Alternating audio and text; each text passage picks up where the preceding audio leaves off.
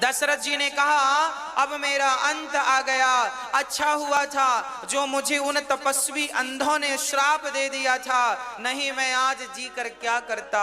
रानियों ने कहा श्राप किसने दिया था? बोले एक बार मैं शिकार खेलने गया तो वहां मैंने देखा कि कोई पानी पी रहा है, मैंने बाण मारा, वहां कोई जानवर नहीं था, वहां श्रवण कुमार थे और श्रवण कुमार की छाती पे बाण लग गया।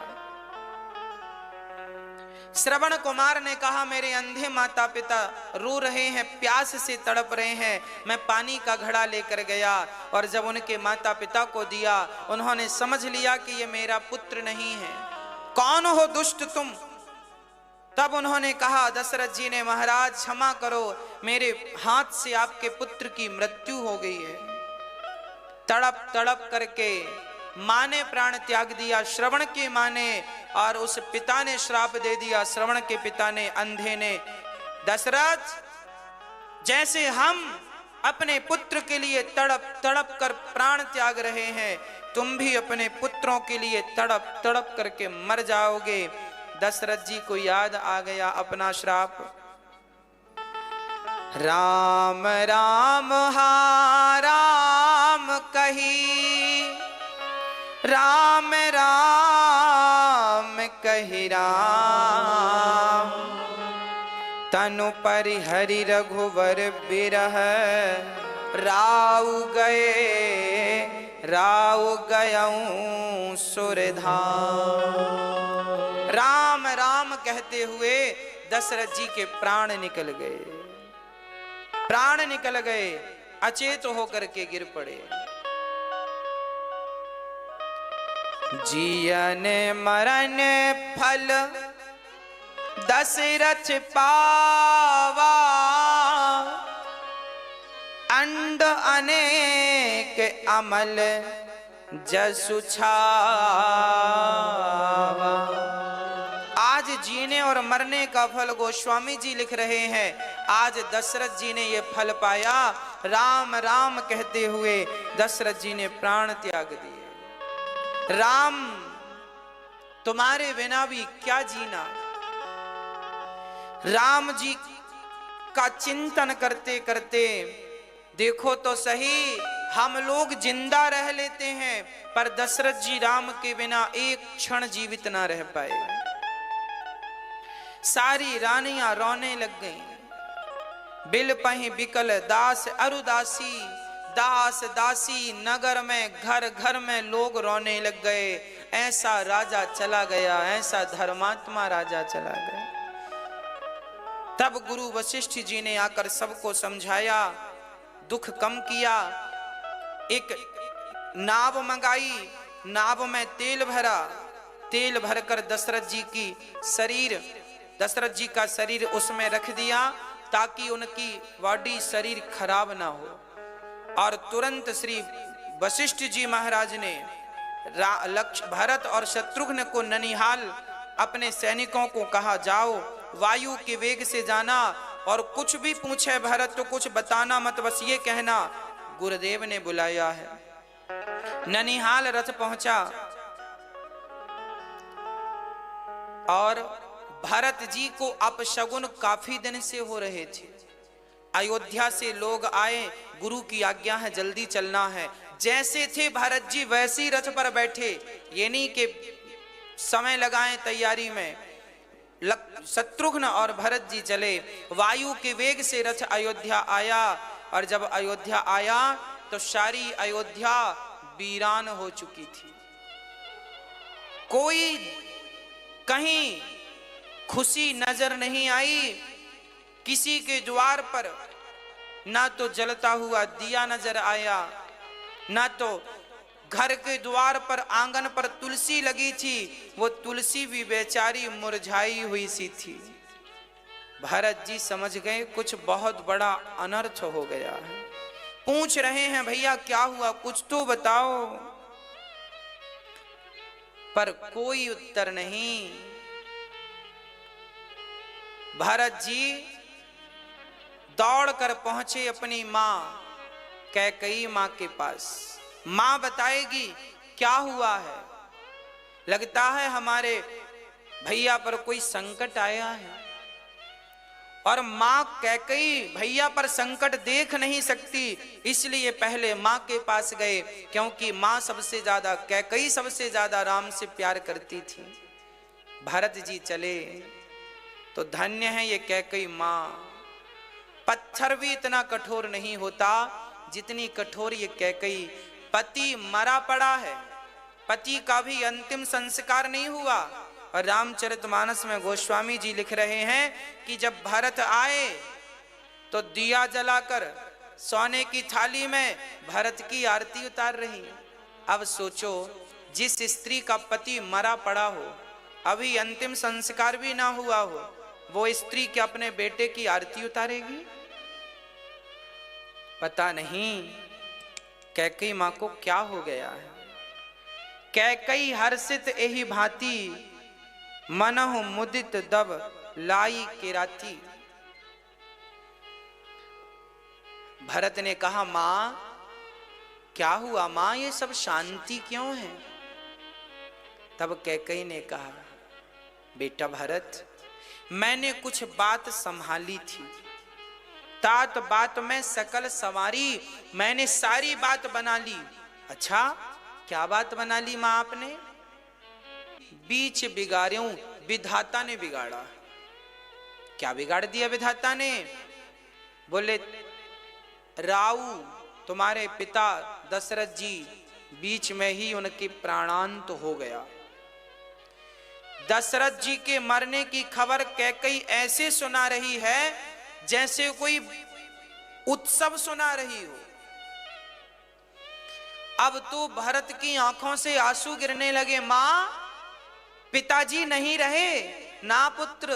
अब तो भरत जी रोने लगे, हे पिताजी, मैं कितना अभागा हूं, आपने प्राण त्यागे और मैं आपके पास नहीं था। क्या हो गया मां, कैसे पिता ने प्राण त्याग दिए? तब कैकई ने कहा, बेटा मैंने राम को वनवास भेज दिया है 14 साल के लिए। तुझे राजा बनाना है, मेरी ये बूढ़ी आंखें तरस रही हैं, तुझे राजगद्दी पर देखना चाहती हूं, इसलिए मैंने सारी बात संभाल ली। कैकई मां ऐसे कहती जा रही हैं, ऐसी कहती जा रही हैं जैसे इन्हें कोई दुख ही ना हो। व्यक्ति की खोपड़ी में जब लोभ बैठता है ना, तो लोभ पत्थर से भी कठोर कर देता है। भरत जी सिसक सिसक कर रोने लगे। मां क्या कह रही हो? राम वनवास चले गए? हाँ। पिताजी परम धाम चले गए? हाँ। अब तो भरत जी रोने लगे। अरे मां कैकई, तेरी जिह्वा पर कीड़े क्यों नहीं पड़ गए जब तूने मेरे राम को वनवास भेज दिया? पिता के मरने का दुख तो भरत जी भूल गए और राम वनवास गए हैं। अब भरत जी कहने लगे, मां कैसी निर्दयी मां है। कोई कहे कि मैं मछलियों के लिए तालाब खाली कर रहा हूं, कोई मछलियों के प्राणों की रक्षा के लिए तालाब खाली कर दे, तो क्या उसे समझदार कहा जाएगा? मां, अरे पानी के बिना जैसे मछली मर जाती है, उसी प्रकार मां तेरा भरत अब राम के बिना जिएगा नहीं। अब तू कैकई बोली, बेटा मैंने सब तेरे लिए किया है और तू मुझे ऐसी बातें कह रहा है? खबरदार मां, मेरे लिए किया है। अरे तुमने तो पेड़ काट कर पत्तों को सींचना चाहा है। भरत जी गहरी गहरी सांसें भरते हुए कहने लगे, कैकई मुझे अपना मुंह मत दिखाना, आज के बाद मैं तुझे मां कहकर नहीं बुलाऊंगा, मां कहने की अधिकारी नहीं है। जो भरत जी ने ये बातें कही, कैकई के अंदर से भरत के राज सिंहासन का भूत उतर गया। उसी क्षण शत्रुघ्न जी आए और वहां सिंगार करके खड़ी थी कैकई की दासी मंथरा। भरत जी खड़े हैं। शत्रुघ्न जी अब समझ गए कि यहां बातों से काम नहीं बनेगा, तो शत्रुघ्न जी ने मंथरा को लातें जमानी शुरू कर दी। एक लात मारा तो गई दीवार से, मंथरा टकराई और उसके सारे दांत बाहर आ गए। बाल पकड़ करके और झाड़ू पड़ी थी, झाड़ू से जो शत्रुघ्न जी ने मंथरा की पिटाई की, भरत जी को दया आ गई। भरत जी ने कहा शत्रुघ्न इसे मत मारो, इसका कोई दोष नहीं है। शत्रुघ्न जी ने कहा भैया फिर दोष किसका है? कैकेयी का ना, कैकेयी का भी दोष नहीं है, तो फिर दोषी कौन है? भरत जी रोने लगे। भैया शत्रुघ्न दोषी ये भरत है। यदि मेरा जन्म ना हुआ होता तो मां के अंदर ये लोभ ना जागा होता, और लोभ ना जागा होता तो आज राम वनवास ना गए होते। भरत जी जोर जोर से रोने लगे। भरत जी रोए और रोते रोते मां कौशल्या के पास चले गए। मां कौशल्या ने उस दिन से भोजन नहीं किया था, जिस दिन से राम जी गए हैं, उस दिन से पानी नहीं पिया था, जिस दिन से राम जी गए हैं। मां कौशल्या सूख कर एक हड्डी बची है। जब भरत जी गए और कहा भरत जी ने, मां कौशल्या की आंखें खुली। कौन? मां भरत। अब तो भरत का नाम सुना, कौशल्या मां दौड़ पड़ी और दौड़ करके भरत को अपने हृदय से लगाना चाहती थी, पर क्या करें, शरीर इतना कमजोर था कि वो आधे रास्ते पर ही गिर पड़ी। और जब कौशल्या मां गिरी तो भरत जी दौड़कर मां को उठाते हैं और मां से कहते हैं, मां अपनी ये आंखें मत खोलना और इस भरत के चेहरे को मत देखना। मां कौशल्या बोली, बेटा ऐसा क्यों कहता है? तब भरत जी ने कहा, मां तेरे भरत का चेहरा कलंकित हो गया है। मां अब इस कलंक से भरे मुख को मत देखना। मां इस भरत के कारण आज राम को वनवास जाना पड़ा और कितना कष्ट उठाना पड़ा। मां आप यही सोच रही होगी ना कि मैंने अपनी मां से मिलकर कोई षड्यंत्र किया है। भरत जी बोले, मां अब भरत जी अपनी सफाई देने लग गए। मां मेरा अपराध नहीं है, मैं स्वप्न में भी नहीं चाहता कि राम से एक क्षण के लिए दूर हो जाऊं। मां मेरी सूरत को मत देखना। मां मैं अभागा हूं, मैं कलंकित हूं। मां तब कौशल्या ने हृदय से चिपका करके भरत को गोद में लेकर के गोद में बिठा करके कहा, भरत याद रखना, ये कौशल्या कभी तुझ पर संदेह नहीं कर सकती। जो माता पिता पुत्र को मारने से, जो पाप, भरत जी कह रहे हैं, मां जो पाप माता पिता को मारने से लगता है, जो पाप गौशाला में आग लगा देने से लगता है, वो सारा पाप मुझ भरत को लग जाए। मां मैं सबसे बड़ा अभागा हूं, मुझे सारा पाप लग जाए, जितना भी संसार का पाप है सब मुझे लग जाए, गौ हत्या का पाप मुझे लग जाए। बेटा भरत ये पाप क्यों लेना चाहता है? मां भरत जी ने कहा, मां संसार के सारे पाप मैं सह लूंगा, पर राम के वनवास का ये पाप जो मेरे कलंक लगा है ये मैं सहन नहीं कर पाऊंगा। मां भरत जी को उठाकर गोद में लेकर पुचकारने लगी, चुम्बन करने लगी, बेटा मैं कभी तेरे बारे में ऐसा नहीं सोच सकती पुत्र। तब तक गुरुजन आ गए। गुरुजी ने भरत को उठाया, संभाला, कहा बेटा समय हो रहा है, चलो पिता की क्रिया करो। चंदन की लकड़ियों की चिता बनाई गई, दशरथ जी का शरीर निकाल के रखा गया और वो चिता का वर्णन गोस्वामी जी करते हैं, ऐसी चिता बनाई गई मानो स्वर्ग की सीढ़ियां हो। आग लगाई भरत जी ने दशरथ जी का शरीर पंच तत्वों में मिल गया। भरत जी ने उनकी सारी क्रिया की, तेरही ब्राह्मणों का भोज, इतना दान पुण्य पिता के नाम से किया, जो भी एक पुत्र को करना चाहिए वो सारे कर्तव्य श्री भरत जी ने पूरे किए। अब जब सब हो गया, पिता का संस्कार इत्यादि, तब एक सभा लगी। उस सभा में गुरु वशिष्ठ जी बैठे और भरत जी को बुलाया गया। भरत जी आप बैठो, सुनो भरत, पिता की आज्ञा तुम्हारे भाई राम ने मानी और वो 14 साल के लिए वनवास चले गए।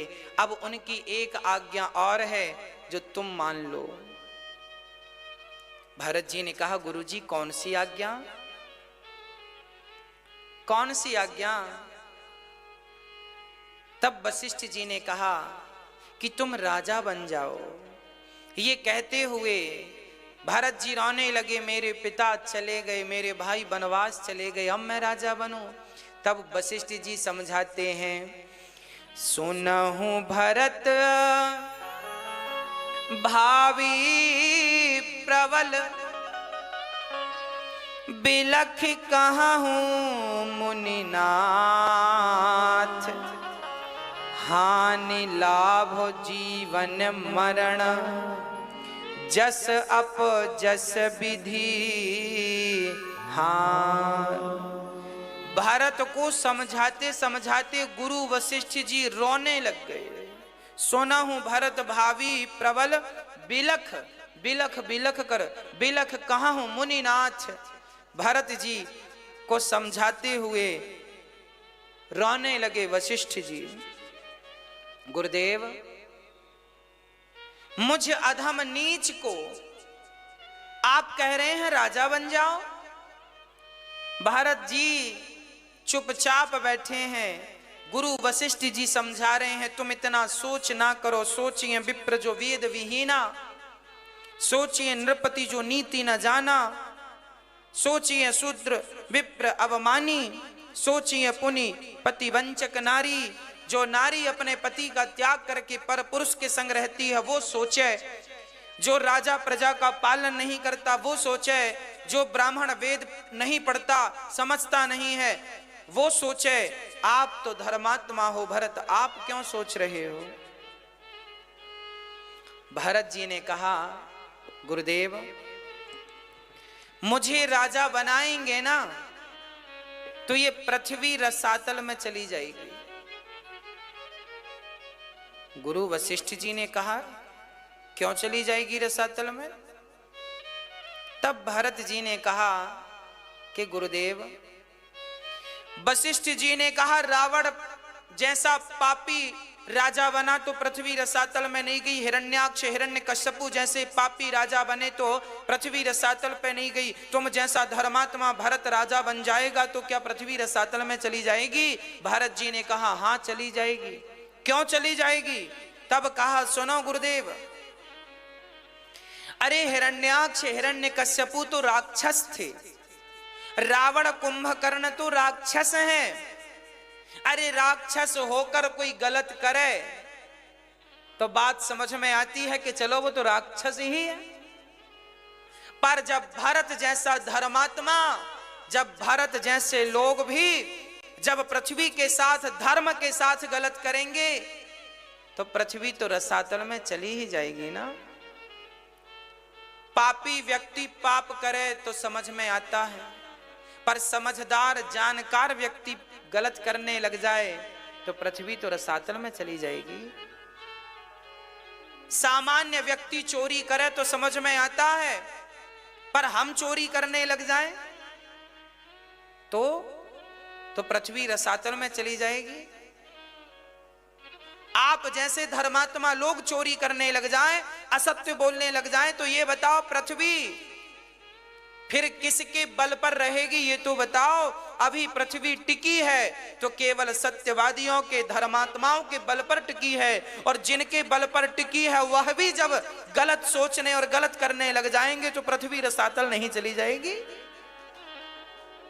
मुझे भरत जी ने कहा गुरुदेव, अभी मैं राजा बना नहीं हूं, केवल मेरी मां ने मुझे राजा बनाने का केवल संकल्प लिया है, केवल सोचा है। सोचिए कि जब मुझ जैसे अभागे को राजा बनाने की बात अयोध्या में उठी तो अयोध्या में आग लग गई।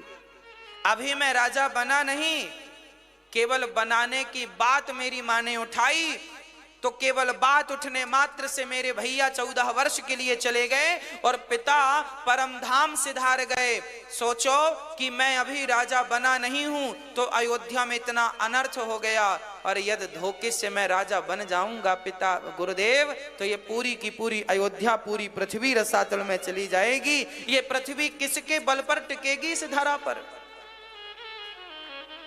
भरत जी ने कहा, भरत जी की इस बात को, अच्छा सबको क्या लग रहा था कि जैसी मां है वैसे ही बेटा होगा, परंतु जैसे कीचड़ से कमल उत्पन्न होता है आज उसी प्रकार कैकई से भरत उत्पन्न हुए हैं, जिसमें कीचड़ की एक बूंद नहीं है।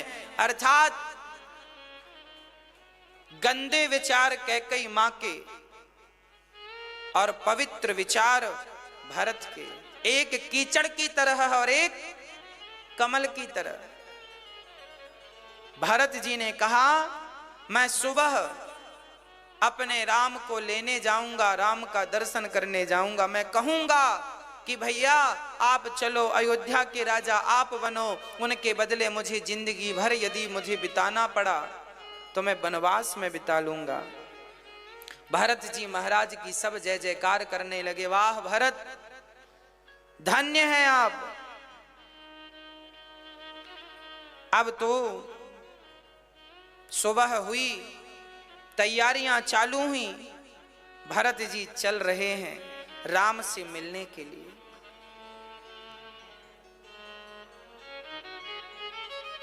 पर भरत जी ने सीधे कह दिया है हम कैकेयी को नहीं ले जाएंगे। जब कौशल्या मां ने सुना कि भरत ने कहा है कैकेयी नहीं जाएंगी, तो कौशल्या ने भरत को बुलाया, बेटा भरत, हाँ मां, तू कैकेयी को नहीं ले जाएगा? ना मां, अभागिन को नहीं ले जाऊंगा, इसके कारण तो आग लगी है। तो फिर बेटा मेरा भी नाम हटा दो, तेरी मां कौशल्या भी नहीं जाएगी। क्यों मां, आप क्यों नहीं जाएंगी? बेटा कैकेयी नहीं जाएगी तो फिर मैं क्यों जाऊंगी? क्योंकि राम मेरा दूध थोड़ी पीता था, राम तो कैकेयी का दूध पीता था ना। राम पूछेगा मेरी मां नहीं आई, कैकेयी नहीं आई, तो क्या जवाब दोगे? भरत धर्म संकट में पड़ गए। धन्य है मां, धन्य है एक मां, ये है कौशल्या जो कैकेयी का भी पक्ष ले रही है, जिसने बड़ी निर्दयता से इनके बच्चे को वनवास भेज दिया। आज वह कौशल्या कैकेयी का पक्ष ले रही है। देखो तो जहां एक दूसरे से इतना प्रेम हो उसी नगरी को अयोध्या कहते हैं। ये कथाएं हृदय को परिवर्तित करने वाली हैं। भरत जी बोले ठीक है मां, यदि आपकी आज्ञा है तो ये भरत आपकी आज्ञा कैसे टाल सकता है। भरत तैयारी करने लगे जाने की। तभी भरत जी कुछ योग्य लोगों को बुलाकर अयोध्या की रखवाली के लिए लगाते हैं कि हम सब चले गए और किसी ने अयोध्या पर आक्रमण कर दिया तो किसी ने भारत से कहा कि जब तुम राम को ही राजा बनाना चाहते हो तो फिर यहाँ की चिंता क्यों है? तब भरत जी ने कहा देखो, ये राज्य हमारा नहीं है पर हमारे राम का तो है, राम का है, इसलिए राम के राज्य में कोई गलती ना हो, गलत ना हो। राम ने हमें जो जिम्मेदारी सौंप रखी है, 14 साल बाद जब उन्हें हम राजा बनाए तो सही सलामत उन्हें राज्य मिले, सिंहासन मिले, संपत्ति सब रघुपति के आही। जो विनु जतन चलऊं तजी ताही, सारी संपत्ति रघुनाथ की है। देखिए जरा, भरत जी अयोध्या में रहते जरूर हैं, पर अयोध्या की हर संपत्ति को वो अपनी ना मानकर रघुनाथ जी की मानते हैं। कितनी बढ़िया बात है। भरत जी देख रेख बराबर करते हैं, पर विचार यह है कि ये संपत्ति रघुनाथ जी की है, भगवान की है। बस भक्तों, ये छोटी सी बात आप समझ लो। आप भी अपने घर परिवार में रहो, आनंद से रहो, पर इस विश्वास से, इस विचार से रहो कि यहां पर जो भी है वो मेरा नहीं है, वो रघुनाथ जी का। घर, पत्नी, पति, बेटा, बेटी, यहां तक कि ये शरीर भी, इस शरीर पर भी क्या आपका अधिकार है? है नहीं, पर लोगों ने मान रखा है। और धन्य है भरत जी जो ये हमें सिखा रहे हैं कि अधिकार किसी पर नहीं है, अधिकार है तो केवल राम के चरणों पर। भरत जी योग्य लोगों को अयोध्या की जिम्मेदारी देकर चित्रकूट की यात्रा में चल पड़े। सारी रानियां रथ पर चढ़कर जा रही हैं, लोग नगर से बच्चे बूढ़े सब जा रहे हैं। सारा नगर चल पड़ा राम से मिलने के लिए। नगर खाली हो गया। अब क्या हुआ? कोई रथ पर, कोई घोड़े पर, कोई हाथी पर, कोई पालकी पर जा रहा है। भरत जी को लगा मेरे राम जब पैदल गए तो भला मैं क्यों जाऊं रथ पर। भरत जी पैदल चलने लगे। भरत जी जब पैदल चले तो भरत जी के पांव में छाले पड़ने लगे। भरत जी के पांव में जब छाले पड़े, भरत जी को पांव में दर्द हुआ तो भरत जी रोने लगे, जोर जोर से रोने लगे। किसी ने कहा भरत जी क्यों रो रहे हो? आपके पांव में छाले पड़ गए, क्या इसलिए रो रहे हो? भरत जी ने कहा नहीं, मैं इसलिए नहीं रो रहा हूं कि मेरे पांव में छाले पड़ गए। मैं इसलिए रो रहा हूं कि जब मेरे पांव में इतना दर्द हो रहा है तो मेरे रघुनंदन के पांव में, मेरी मां जानकी के पांव में कितना दर्द हुआ होगा। क्या बिगाड़ा था मैंने अपनी मां का जो मुझे कलंकित कर दिया। भरत जी नंगे पांव, मां कौशल्या को खबर लगी कि भरत पैदल चल रहा है तो अपनी पालकी रुकवाई और भरत से कहा बेटा यदि तुम पैदल चलोगे तो और लोग कैसे चलेंगे? सबके पांव में छाले पड़ जाएंगे। बेटा रथ पर बैठ जाओ। मां ने जब जोर से कहा बेटा रथ पर बैठो, नहीं तो मैं भी तुम्हारे संग पैदल चलूंगी, तब भरत जी रथ पर बैठे और रथ पर बैठकर चले। तमसा नदी पर वहां विश्राम हुआ जहां राम का हुआ और आगे चले तो श्रृंगवीरपुर पहुंचे जहां निषाद राज, अच्छा निषाद राज को सूचना मिली कि भरत आ रहे हैं। निषाद राज ने तुरंत सेना को आज्ञा दी अपने हथियार तैयार कर लो, लगता है राम को भरत जी मारने जा रहे हैं ताकि मार करके 14 साल बाद का झंझट ही ना रहे। निषाद राज को लग रहा है मां ऐसी है तो बेटा भी ऐसा ही होगा। तभी किसी बुजुर्ग आदमी को छींक आ गई। उनने कहा नाना विचार कर लेना चाहिए। तो निषाद राज भरत जी के स्वागत में पहुंच गए। देखें तो सही सेना तैयार थी कि कुछ भी गड़बड़ दिखेगा तो टूट पड़ेंगे, पर भरत का प्रेम, जब भरत जी जब सुमंत्र जी ने बताया कि भरत भैया ये निषाद राज हैं, दूसरी रात राम जी इनके यहां विश्राम किए और राम ने इन्हें अपने हृदय से लगाया। और ज्यों भरत जी ने सुना कि राम ने निषाद राज को अपने हृदय से लगाया है, भरत जी अपने रथ से कूद गए और कूद करके भरत जी निषाद को हृदय से लगाकर लिपटा कर रोने लगे।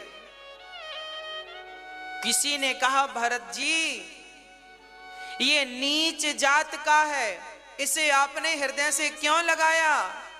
तब भरत जी ने कहा जिसे राम ने अपने हृदय से लगाया हो उसे भला हम हृदय से क्यों ना लगाएं।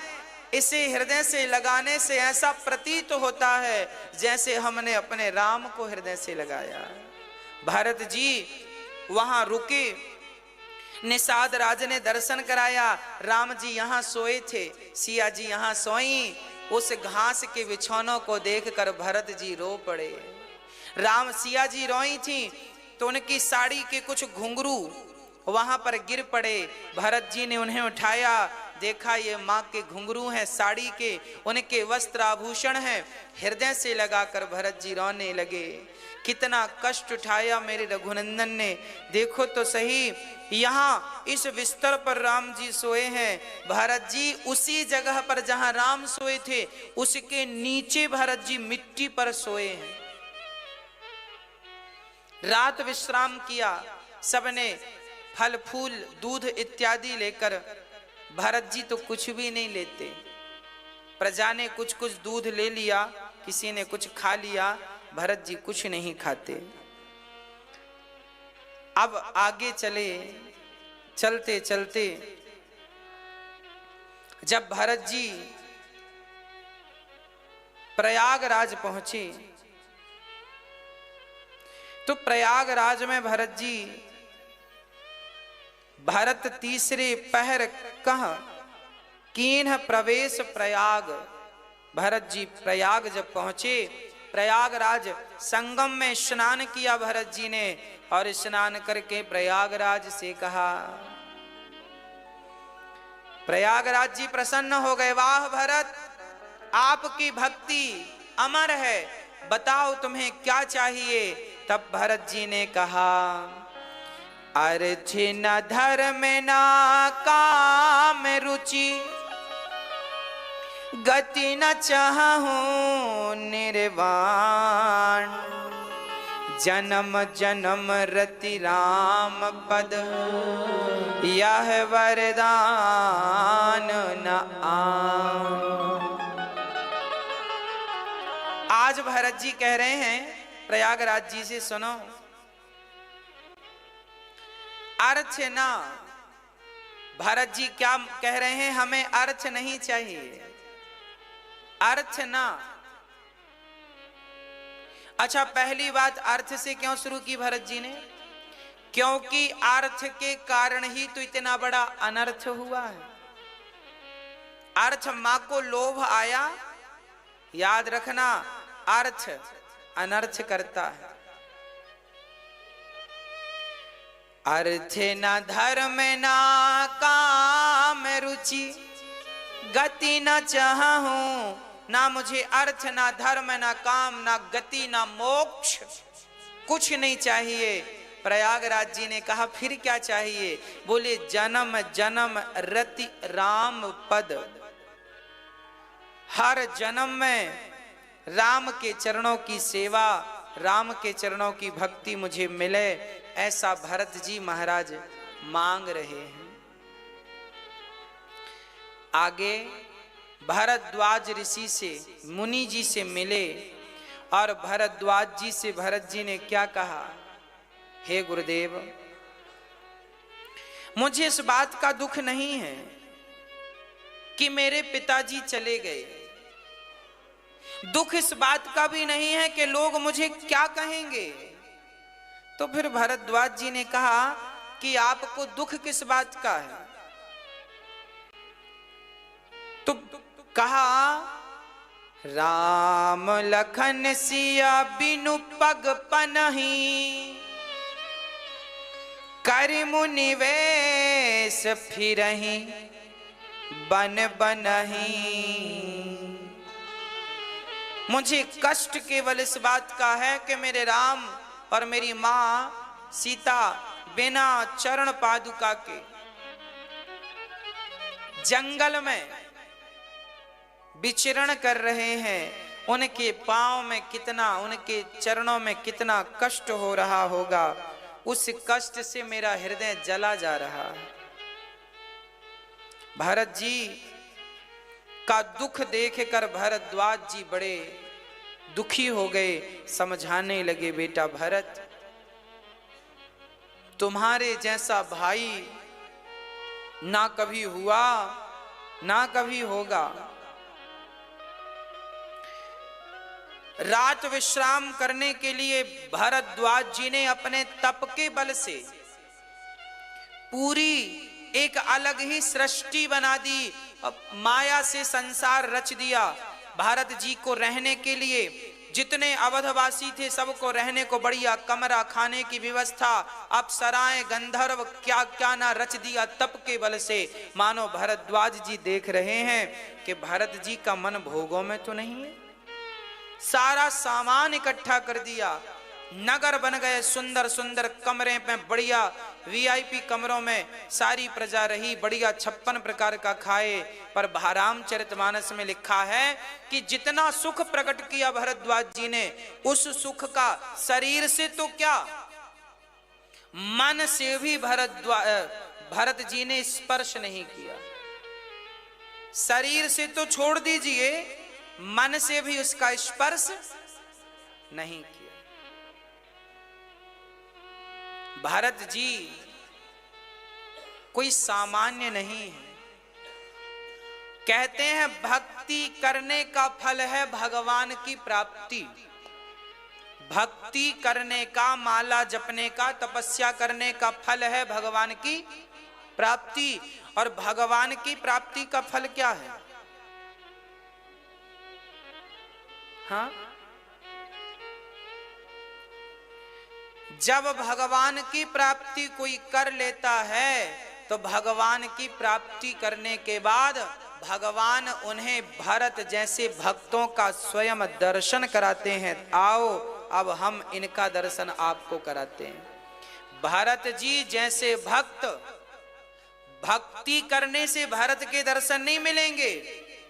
भक्ति करके पहले भगवान को पाओगे, जब भगवान से कहोगे तब भगवान ऐसे भक्तों का, भगवान के दर्शन का फल भरत का दर्शन है ना। भरत का चिंतन राम जी करते हैं, भरत राम का और राम जी जैसे कृष्ण राधा का चिंतन करते हैं और राधा कृष्ण का चिंतन करते हैं। भरत जी जब चले तो बादल भी छाया करते करते भरत जी के संग चल रहे हैं।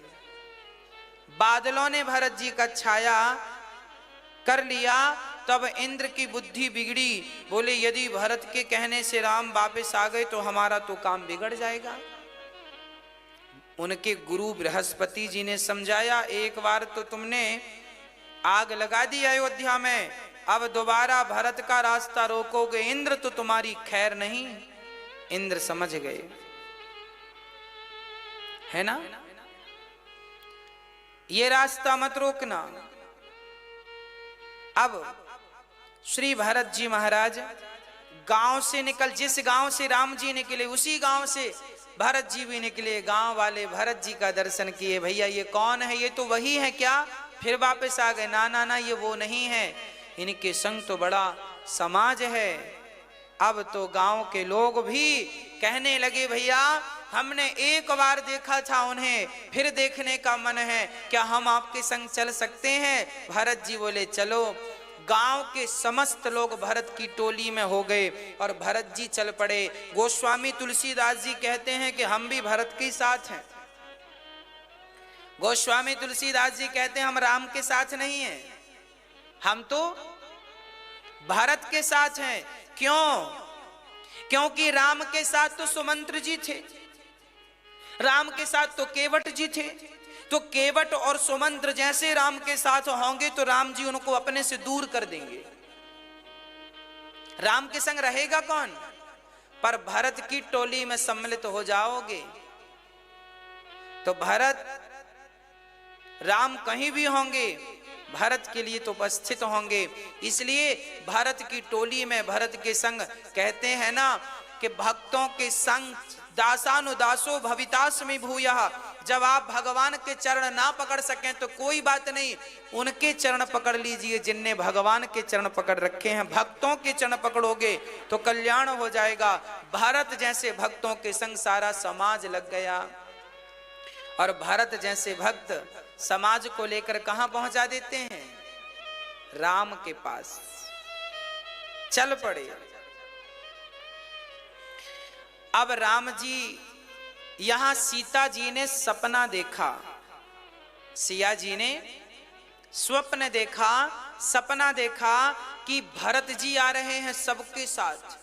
राम जी खड़े हो गए और राम जी रोने लगे, मेरा भरत, मेरा भरत, मेरा भरत, मेरा भरत, मेरा भरत कह कह के रोने लगे। सुबह हुई, लक्ष्मण जी लकड़ी लेने गए, देखा तो बड़ी धूल उड़ रही थी। पेड़ पर चढ़कर देखा तो लोग आ रहे थे। तुरंत लक्ष्मण जी दौड़े दौड़े आए, भैया जी धनुष बाण तैयार कर लो, युद्ध करना है। राम जी बोली, युद्ध किससे? अरे वो लक्ष्मण, वो भरत आ रहा है, जैसे उसकी मां वैसे ही वो देखो पूरी सेना लेकर आ रहा है। उसे लग रहा होगा 14 साल बाद फिर आएंगे तो फिर अपना सिंहासन मांगेंगे, तो वो हमसे युद्ध करने आ रहा है ताकि जंगल में इन दोनों को मार दो, ताकि झंझट ही ना रहे। लक्ष्मण जी बोले जा रहे, लक्ष्मण जी कह रहे हैं, भैया आज मैं भरत को मार डालूंगा यदि युद्ध हुआ तो। आपकी तरफ उंगली उठाकर देखा किसी ने। राम जी बोले, भैया लक्ष्मण इतना मत सोचो, भरत ऐसा नहीं है, भरत ऐसी सोच नहीं रखता। भैया आप नहीं जानते, आप भोले भाले हैं। मैं जानता हूं कि उसकी मां नागिन है तो बेटा भी नाग ही होगा। कोई नाग से गाय थोड़ी पैदा होती है। जैसी मां बेटा भरत जी, लक्ष्मण जी बोल रहे हैं, तब आकाशवाणी हो गई, लक्ष्मण अपने भाई के लिए ऐसी सोच मत रखो। तब लक्ष्मण जी शांत हुए। और यहां चित्रकूट जब पहुंचे, सारे लोग स्नान करने लगे, तभी केवट भरत को लेकर के चले। सबने मंदाकिनी में स्नान किया, भरत जी ने भी मंदाकिनी में स्नान किया। केवट पेड़ में चढ़कर देखा तो दूर कुटिया नजर आई। तुरंत भरत जी को लेकर केवट जी सबसे पहले चले और चलते चलते यहां राम इंतजार कर रहे हैं, मेरा भाई कब आएगा, मेरा भरत कब आएगा, मेरा भरत कब आएगा। और वहां भरत जी मन में ग्लानि कर रहे हैं, पता नहीं मुझे राम देखेंगे भी नहीं, ऐसा तो नहीं मुझे देख के आंख फेर लें, मुंह फेर लें। भरत जी की आंखों में आंसू हैं। रोते रोते भरत जी सोचे कि मेरे भाई पैदल चल के गए तो मुझे सिर के बल चलकर जाना चाहिए। और सिर के बल वो चलने लगे तो केवट ने रोका, भैया क्या कर रहे हैं, आप चलो ऐसे ही। चलते चलते चलते चलते जब भरत जी ने देखा कि ये घास की झोपड़ी सामने खड़ी बनी है और वहां माता सीता खड़ी हैं और आगे की तरफ भगवान श्री राम खड़े हैं, और जैसे राम को देखा भरत जी दौड़ करके, पाहि नाथ कहीं पाहि गोसाई, भूतल परे लकुट की नाई। भरत जी जैसे लकड़ी खड़ी खड़ी लकड़ी को गिराओ तो बिल्कुल खड़ी यूं गिर जाती है, ऐसे भरत जी राम को देखकर खड़े हो गए, स्तब्ध हो गए और बिल्कुल खड़े खड़े राम जी के सामने उनके चरणों में भरत जी धड़ाम से गिर गए। राम जी के हाथ से धनुष बाण गिर गए। हां, राम ने कभी अपने धनुष बाण कभी गिराए नहीं, रावण के सामने धनुष बाण नहीं गिराए, बड़े से बड़े शत्रु दुश्मन के सामने राम जी ने अपने धनुष बाण नहीं गिराए। पर भगवान कहते हैं कि यदि कोई भक्त मेरी शरण में आ जाए तो मैं उसके सामने अपने धनुष बाण गिरा के अपने आप को उसके हवाले कर देता हूं।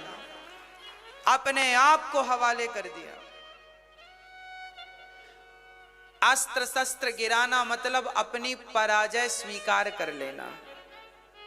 अस्त्र शस्त्र गिराने का अर्थ है अपनी पराजय स्वीकार। हमारी पुलिस कहती है ना, अपने हथियार गिरा दो, हथियार गिरा दो। तो जैसे हथियार गिराने के बाद व्यक्ति सामने वाले के अधीन हो जाता है।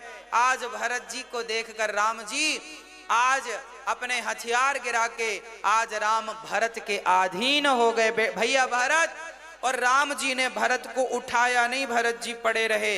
राम जी लक्ष्मण की तरफ देखने लगे। लक्ष्मण, तुम्हें बड़ा गुस्सा था ना भरत के लिए, जब तक तुम नहीं कहोगे भैया तब तक हम तुम्हें उठाएंगे।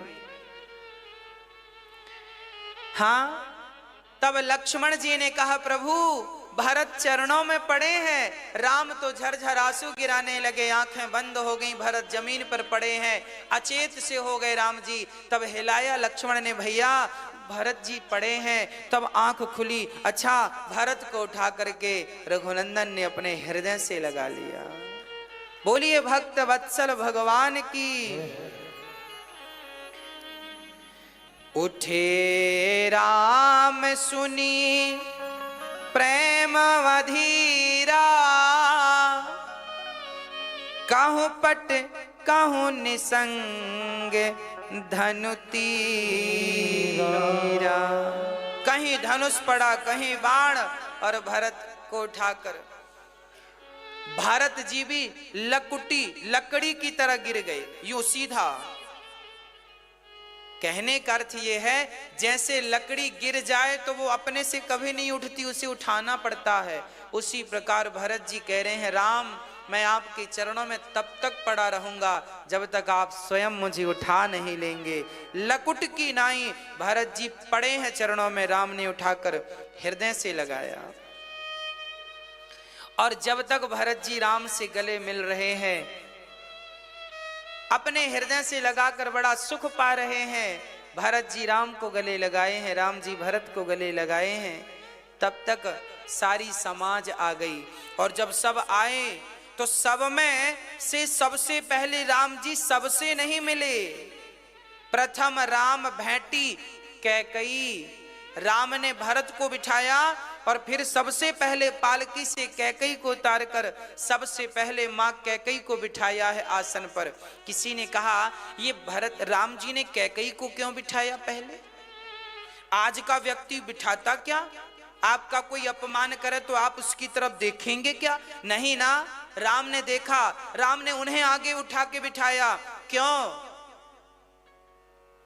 राम ये संदेशा देना चाहते हैं कि आपके साथ कोई गलत करेगा तो क्या आप भी उसके साथ गलत व्यवहार करोगे? और यदि करोगे तो फिर उसमें और तुम में अंतर क्या रहेगा? और सच्ची कहूं मेरी मां, तो कैकई ना होती तो राम को कोई ना जानता। राम को कैकई ने वनवास नहीं भेजा। राम जी जब छोटे से थे तो एक बार राम जी माता कैकई के दोनों नयन आंखें मूंद ली ऐसे।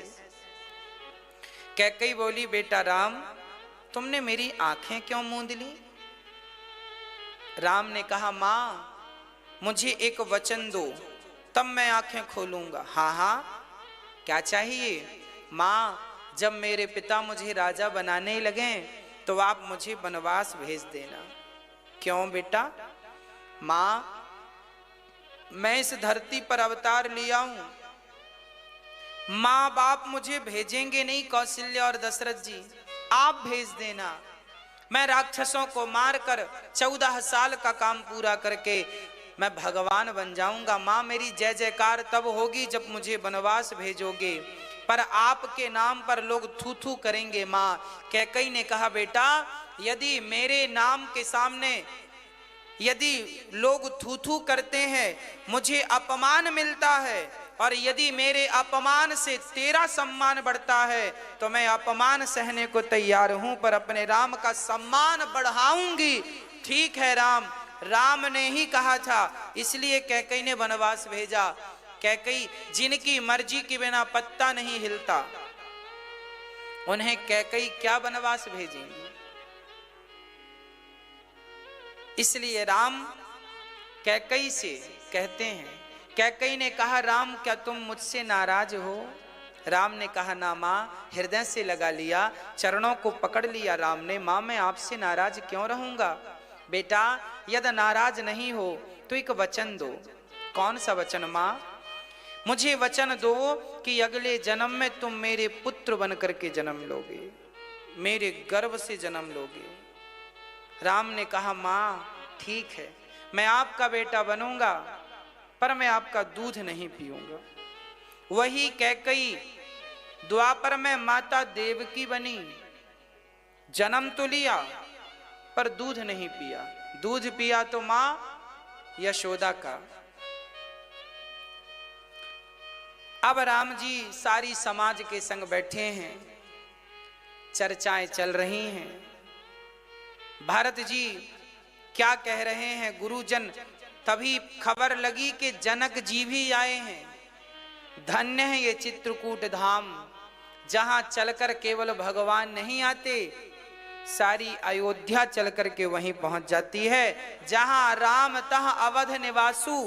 अयोध्या कहां है? जहां भगवान है वहीं अयोध्या है। इसलिए कहता हूं कि आप अपने हृदय को साफ करके यहां राम को बिठाओ। जिस दिन राम हृदय में बैठ जाएंगे उस दिन आप अयोध्या बन जाएंगे, आपका संपूर्ण शरीर अयोध्या हो जाएगा। प्रिय भक्तों, सारा समाज बैठा है। राम सपने में भी अपनी मां का दिल नहीं दुखाते। कैकेयी मां का स्वागत करके कौशल्या मां का स्वागत करते हैं, सुमित्रा मां का स्वागत करते हैं। राम ने उस मां का अपमान नहीं किया जिसने 14 साल का वनवास दिया। तो आपकी माएं आपको तो